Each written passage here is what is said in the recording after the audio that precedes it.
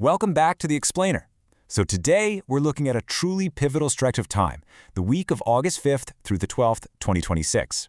Look, if you've been following digital assets for a while, you know it's basically always a roller coaster. But this specific week, it actually feels like a genuine maturation arc. This is the week the crypto industry firmly put on a tailored Wall Street suit, but, as we're going to see, kind of kept its chaotic meme t-shirt tucked right underneath. Okay. Let's dive into this and see exactly how the traditional rails of finance are colliding head-on with on-chain culture. Here's our roadmap for today. 1. Macro moves and market setup. 2. Crypto becomes working capital. 3. Miners pivot to AI. 4. The meme liquidity war. And finally, number 5. Governance, risks, and hacks. Let's get into it. Section 1. Macro moves and market setup. 3.4%. That was the July US CPI figure. This single macroeconomic indicator really sets the entire stage for the week. At 3.4%, the data is clearly showing the broader economy starting to cool down. But the real question is, how does a decentralized asset respond to this very traditional market cue? You can really see the tension here. On one side, you have this delicate balancing act from the Fed with that 3.4% CPI figure. Inflation is cooling, and the broader market is just waiting. But then look at the other side. Despite all that hesitation in traditional markets, Bitcoin is sitting squarely above the $65,000 threshold, basically wearing a crown. It's totally holding its ground. It's this massive moment of suspense where capital is just sitting there, calculating the absolute next best move based on these macro conditions. Moving on to Section 2. Crypto becomes working capital. I absolutely love this quote directly from the KINGFINITY Insights weekly newsletter. Digital assets are becoming useful because institutions are putting them to work. For years, the whole narrative around digital assets was purely speculative, right? You buy a token and you just hope the price goes up. But we are officially past that. We're transitioning from this era of pure speculation into an era of deep structural utility. And honestly, this is exactly why you need to be paying close attention to where the smart money is moving right now. And this setup brilliantly illustrates exactly what that institutional utility looks like in the wild. Capital markets are literally going on-chain. During this exact week, Coinbase secured a financial services permission from the Abu Dhabi Global Markets Financial Services Regulatory Authority.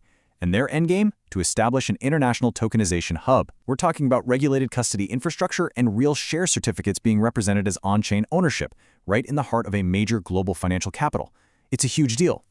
The source material breaks this massive institutional pivot down into 5 very specific pillars of working capital. First up, tokenization gets a rulebook, meaning we actually have real regulations framing these assets now. Second, stablecoins reach the cash counter, so they're acting as genuine, usable liquidity. Third, Bitcoin treasuries become credit books. We're seeing secured collateral sitting directly on corporate balance sheets. Fourth, miners meet AI project finance, which is a wild pivot we'll unpack in just a second. And fifth, finality becomes a product feature. Just think about that.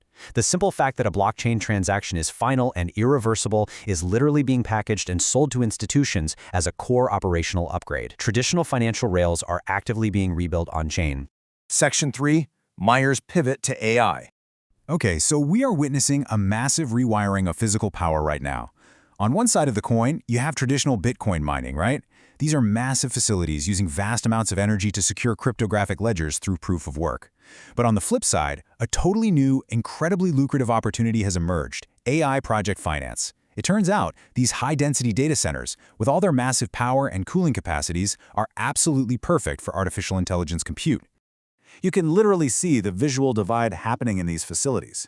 You've got the warm, familiar glow of traditional Bitcoin mining hardware on one end, and then the sleek, cool blue of AI server racks on the other. Miners are quite literally switching lanes. They're looking around at their existing infrastructure and realizing, wait a minute, we hold the keys to the compute power needed by these emerging global AI empires. It is a stunning pivot.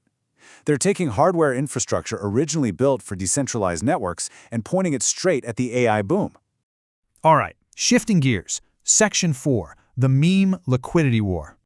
The contrast here is just incredible. Look at this. On one side, you have a polished golden banana, representing what the institutional guys like to call a selective rotation. Very proper, right?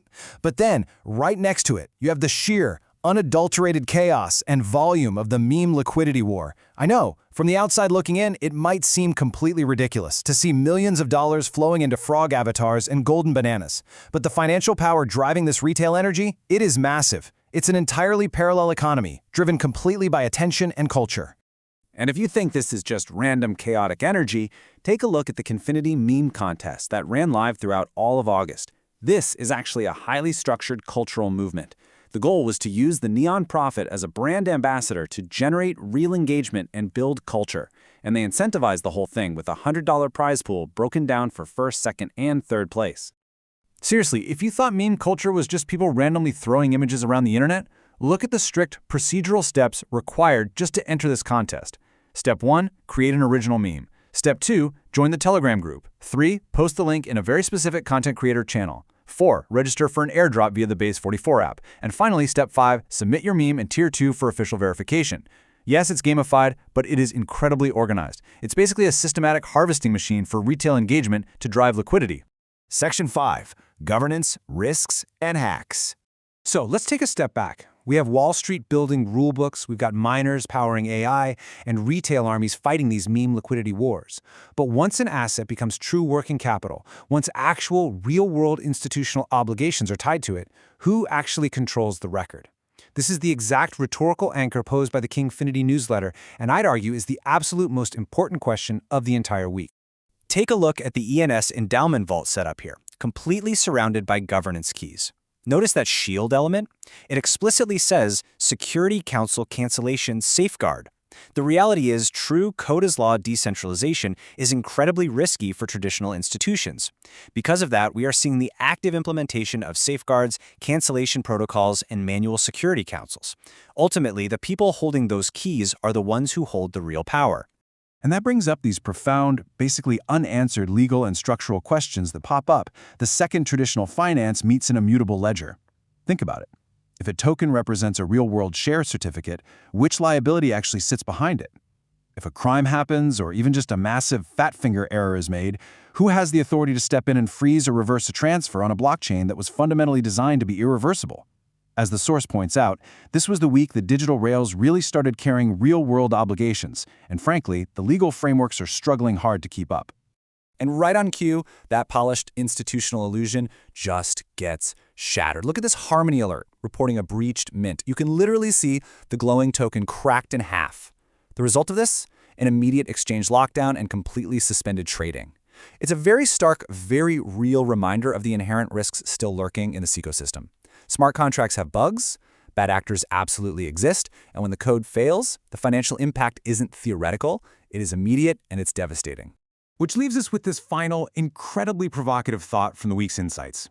As crypto matures, as it puts on that Wall Street suit, builds tokenization hubs in Abu Dhabi, and leverages the AI boom, it is undeniably becoming a foundational layer of global finance.